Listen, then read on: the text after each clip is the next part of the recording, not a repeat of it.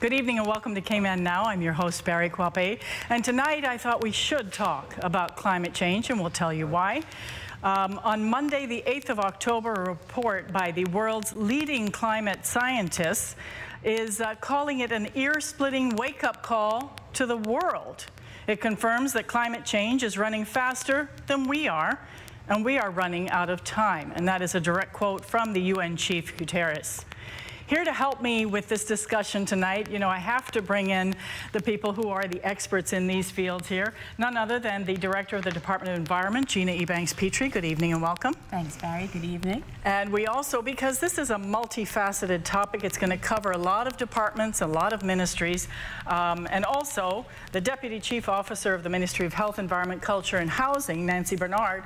You've also just recently traveled to a climate change conference, but relating to health issues and how that affects that. So we have a lot to cover, ladies, and not a lot of time, but I do want to open it up to say, are we aware of any initial plans or planning that's going on in the Cayman Islands regarding climate change? Well, I think I'll start off. As far back as 2011, the Department of Environment led an initiative that was funded by the UK to bring a lot of government agencies together, and the private sector actually, and we developed a draft climate change policy.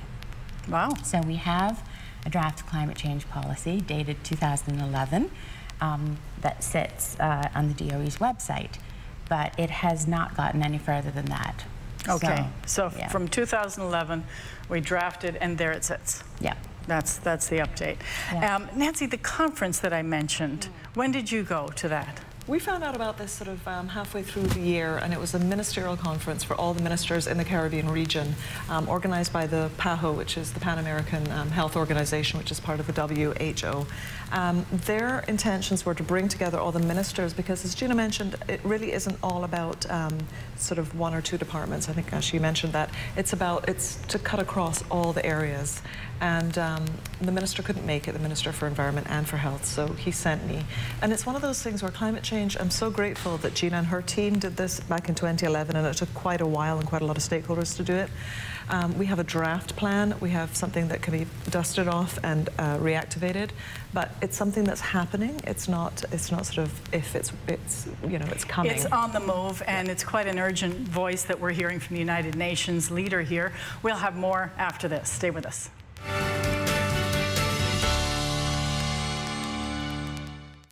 It's that time of year again for the annual Cayman 27 Parade of Lights, brought to you by Bogle Insurance Brokers Limited. We're calling all boats to join us Saturday, December 1st at Cayman Bay as the water comes to life with this year's theme, Christmas Around the World. It's completely free to enter, and there's a chance to win $1,000 and 2 general admission tickets to Kaboom. Or enter just for fun. Private and commercial boats are welcome. For more information and to register your boat, click on cayman27.ky. Let Elite Marble and Granite bring the charm of Italy to your home. Made from only the best materials. Santa Margherita Quartz is handcrafted at a state-of-the-art facility located in Italy and then journeys across the ocean to Elite Marble and Granite, who is the exclusive distributor in the Caribbean. Elegant and resistant, Santa Margherita Quartz products offer a large choice of colors, textures, and exclusive finishes. Call 945-9028 or visit us online at elite.ky. Elite Marble and Granite, where perfection costs less.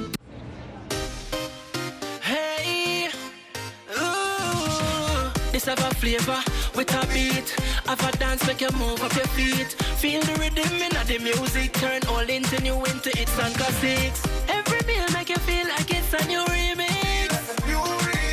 It's the most delicious in the West Indies. You know what feel access, Grace. Feel the vibe, can't you feel it? Grace. Delicious and nutritious. Yes. Quality when you taste it. Want affordable? Look for the label. Grace. Feel the vibe, can't you feel it? Grace. Delicious and nutritious. Yes. Quality when you taste it. Want affordable? Look for the label. Once you feel it, once you see it, once you taste it, it's real.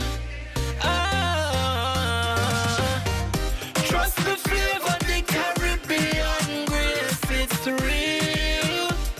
Caribbean Grace, it's real.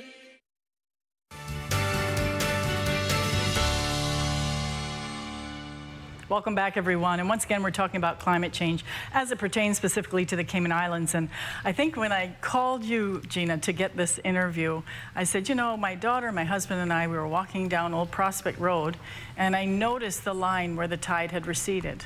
And that water is coming up halfway across the old road, which, of course, we no longer use because we remove dirty reeds and yeah. But no, I was quite appalled at how high the water line is. Yeah. Are you seeing changes like that around Cayman as increase in yes. tides? Yes. So our data on this is actually pretty sparse, but back in the 80s, MRCU put some water level recorders out in South Sound and North Sound, and they collected about 12 years worth of data from between, actually it was 1976, I think, to 1988. Oh, cool. And even during that period, they were observing an increase in mean sea level of about 2.4 millimeters per year, which is in line with the global, the regional trend. So yes, I think we are already seeing sea level rise here in the Cayman Islands, and I think that we can, you know, every expectation is that it will continue unless we put the brakes on carbon emissions.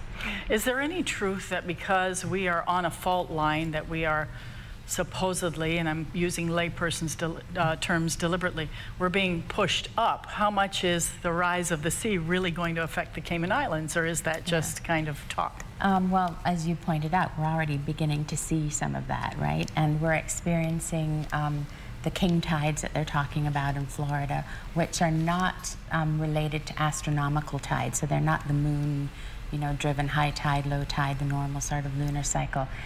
These are different types of events that are to do with the movement of water in the Caribbean region.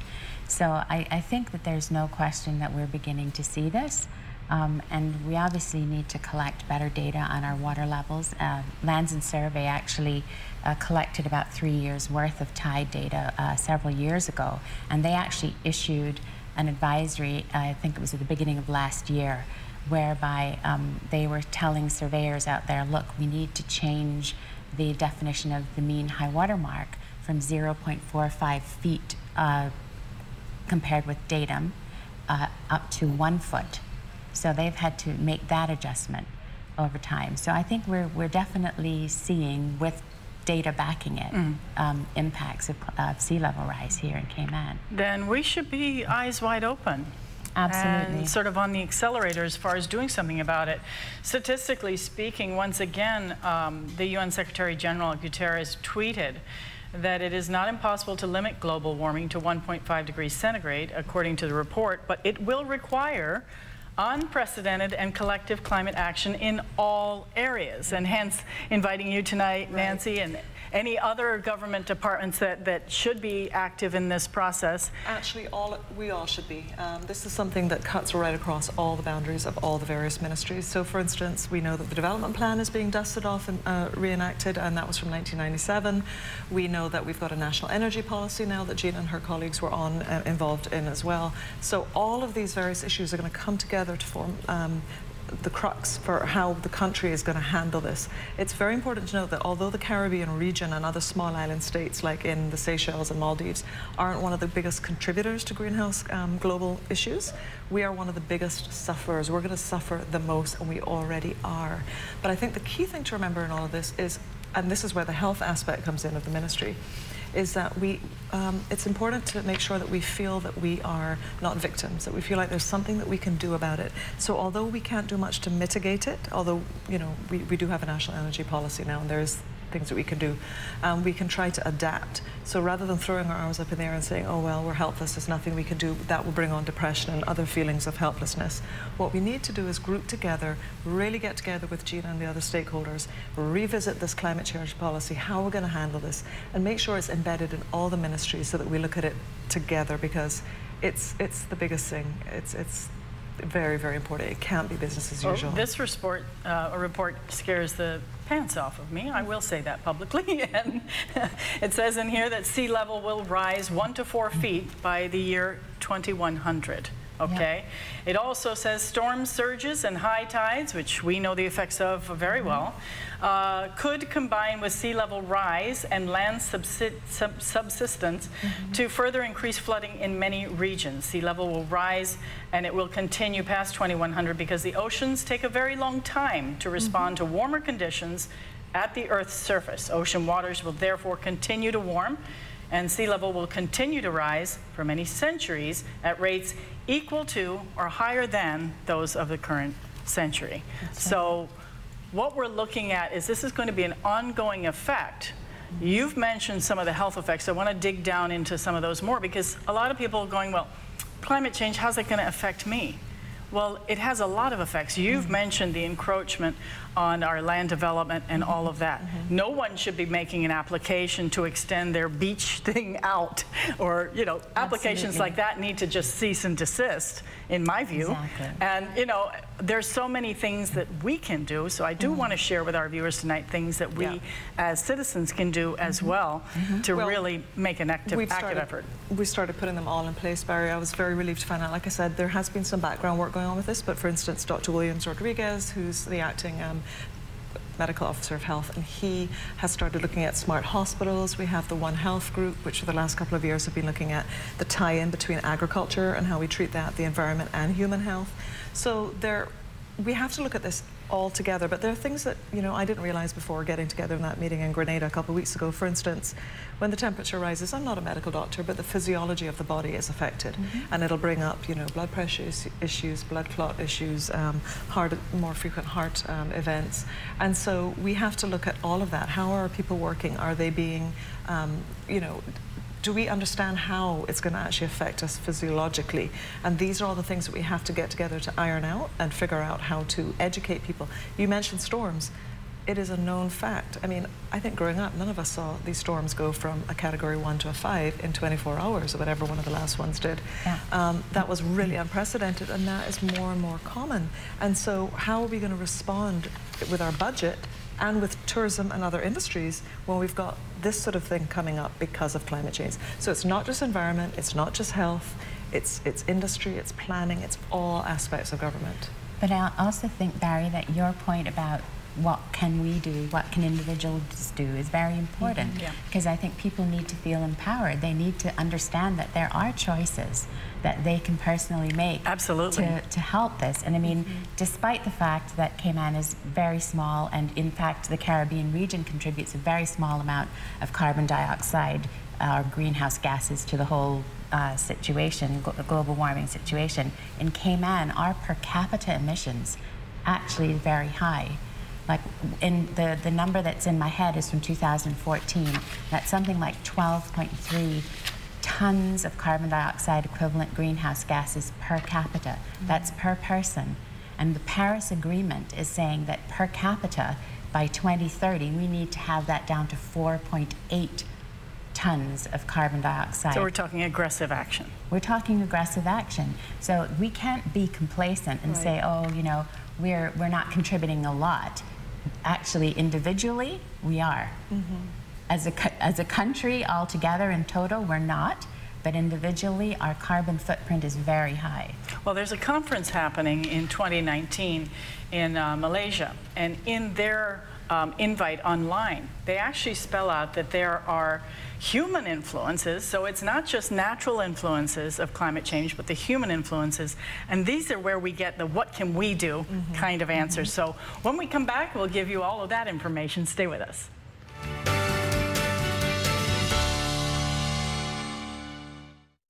Ever wondered what smart health insurance feels like? Premier Health's 24/7 worldwide health insurance does most of the thinking for you. 1,500 CGI health claims are settled daily. 55% of claims settled automatically. You can access your health plan almost anywhere, anytime. And have smart wellness with online data tracking. And more provider choices for you and the people who matter most. Premier Health is smart health insurance, and it feels good. BritK, where people come first.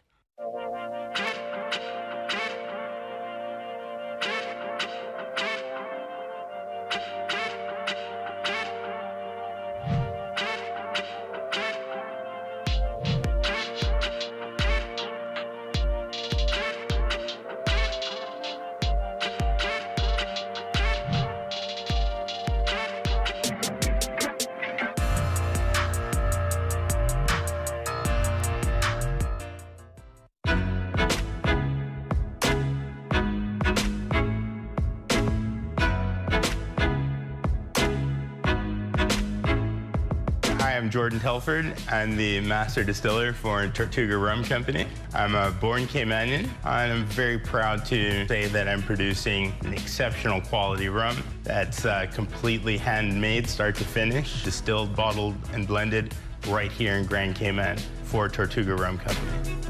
Let Seaboard bring the world to you. We offer the best shipping rates and service to and from Grand Cayman with over 35 shipping routes, full container shipping from Miami, Brooklyn, Houston, and Jamaica, plus small package shipments from Miami and Jamaica. You name it, and Seaboard will ship it. Our excellent warehouse facilities in Miami mean you can consolidate your goods to save yourself time and money. For shipping made easy, call or visit our website today. Shipping shore to shore. Seaboard. Shipping shore to shore.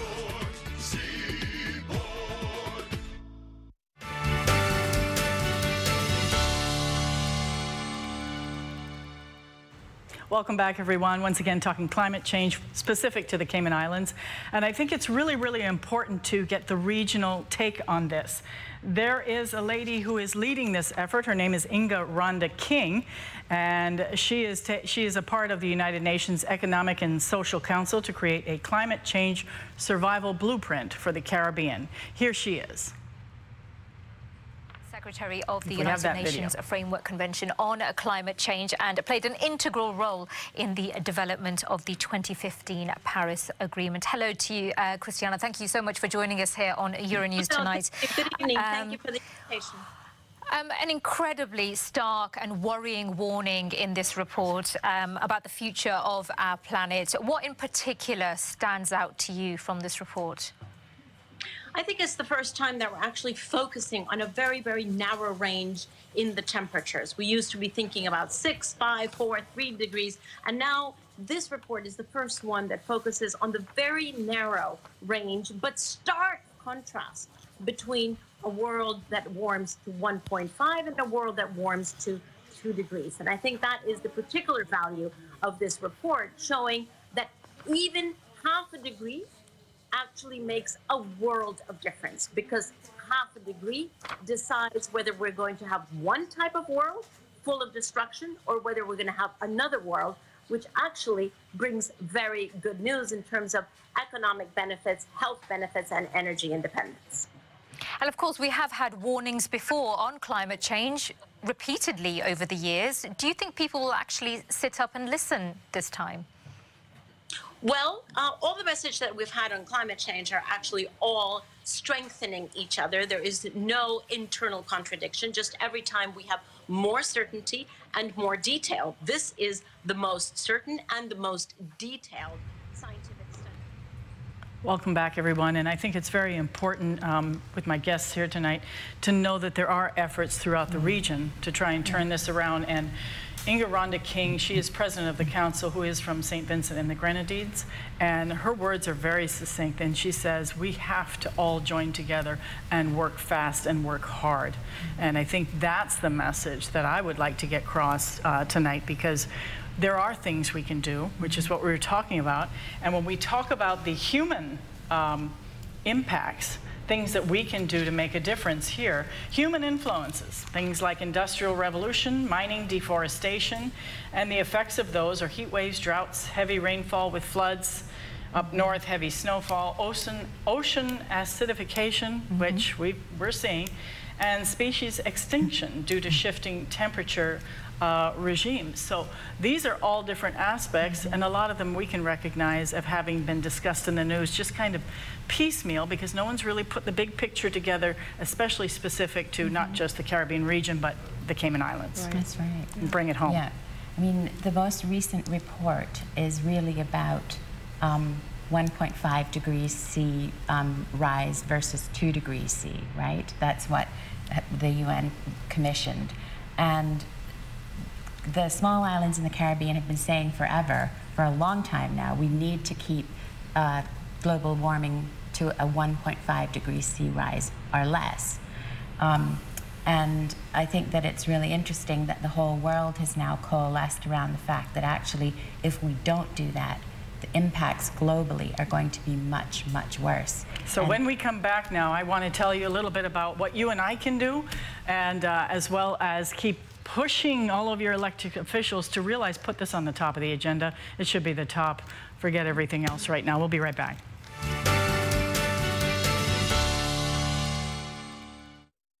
Elite Marble and Granite bring the charm of Italy to your home. Made from only the best materials. Santa Margherita Quartz is handcrafted at a state-of-the-art facility located in Italy and then journeys across the ocean to Elite Marble and Granite, who is the exclusive distributor in the Caribbean. Elegant and resistant, Santa Margherita Quartz products offer a large choice of colors, textures, and exclusive finishes. Call 945-9028 or visit us online at elite.ky. Elite Marble and Granite, where perfection costs less.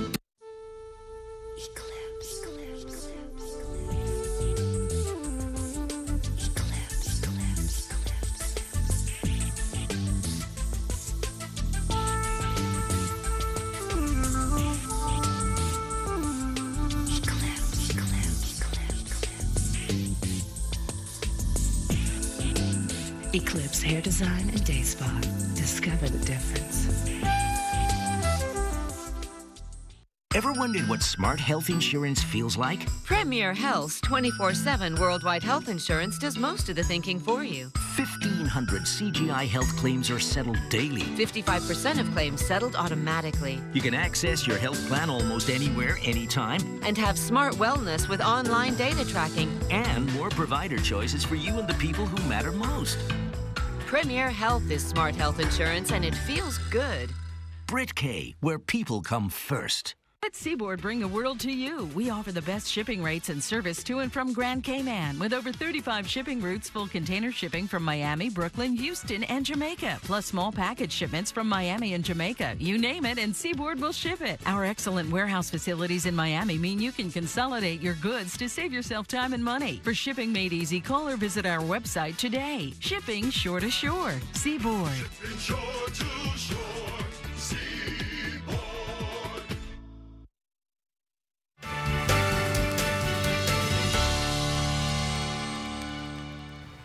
Welcome back, everyone, and the discussion is climate change. If you're just joining us, Gina Banks-Petrie and Nancy Bernard helping me with the discussion, and we've been promising our viewers tonight some solutions. So, Gina, I'll have you kick it off. Okay, well, I think that certainly we can all get behind policies for low emissions or no emissions vehicles. We need to seriously think about transportation generally. It is the second largest emitter. Can we just go to golf carts? And obviously, electricity generation is the main emission, main polluter for greenhouse gases. And in our energy policy, I'm really happy to say that we actually have embraced the Paris Accord, the agreement target for greenhouse gas emissions in the NEP, and we're working towards the goal is 70% renewables by 2037. So that's a very aggressive target as well. So we all need to get behind that and see what we can do to assist with that. Like you said, Barry, coastal setbacks, really important from an adaptation perspective. You know, we can't any longer believe that it's okay to not meet the minimum coastal setbacks. Well, and I'll beg anyone out there who's watching and they're developers, please don't cringe at this. Do your research yourself, and you will agree if you do honest research yourself. Nancy? Yeah, just to touch on that, I think never before have we needed the environment so much as we do now. So that's sort of the one buffer with this climate change is what do we have in terms of trees, you mentioned earlier, deforestation, in terms of turtle grass and all the other things that can help us out. Well, the trees, I just want to mention this, the value for each and every one of us trying to plant more trees is the earth temperatures are increasing. Trees are the one thing that we can do to combat that a little bit. Right, and that speaks to what we can carbon all dioxide out of the air. The planet. That's what we can all do, Barry, and it's important. Gina touched on it earlier. We shouldn't feel sort of demoralized and helpless, and that sets into depression and other mental health issues, which is a big part of this. So we're going to have PAHO and WHO come down and help reconnect with Gina and her team of stakeholders and other ministries. Hopefully early in the new year, we need to brief the Honourable Minister and other of his colleagues on this and have people come together to really make it, like you said, one of the most important things on the national table right now. Now, I know we're running out of time. This is a huge topic. We've barely scratched the surface, but I do want to offer each of you just kind of wrap-up comments from both of your perspectives, and I'll start with Ms. Banks-Petrie. Well, I think that the thing that I would like to say is that I think we each have choices every day, and we can make some personal choices about our diet, eat less cattle and sheep products. They are very big producers of methane, which is a big greenhouse gas. We can certainly walk when we can, use bicycles, choose to make our next vehicle a low emission or an electric vehicle. So there are many personal choices that we can make today that will help. And recycle. Nancy? Yes. Right, let's start with recycling. There's so many things that entrepreneurs can do to come up with ways to help this thrust towards recycling and integrated solid waste management.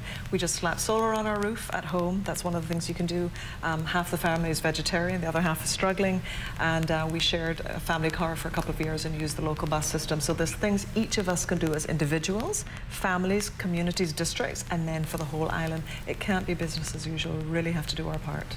Well, call me Lady Sunshine, but I think there's a great opportunity in front of us if we do pull together as a community and do these things that we know will help. What a great bonding. We have all drifted into our little pods, as I like to say, and everybody moves in their own little world. And Cayman used to be so connected before. So I see this as an opportunity for the community to pull together and do the positive things that we know we can do. It's not only good for our health, but it's good for the environmental health and then the community health overall. Great business opportunities as well. Oh, yes. And we are getting some more, and I'm going to give a shout out to the Lodge. I had interviewed both of the owners here on this show not so long ago, and they have been devising ways to reuse and recycle. So for our viewers tonight, if they want to go down there and talk to the guys, they said, we'll give you our ideas. We're inventing these things so everybody can use them. So it's quite simple. We all have to be part of the solution. I think we can. Ladies, thank you so much for joining me, coming in last minute. Thanks for having us. To all of you, have a safe evening. Good night. Thanks for joining us here on Cayman Now.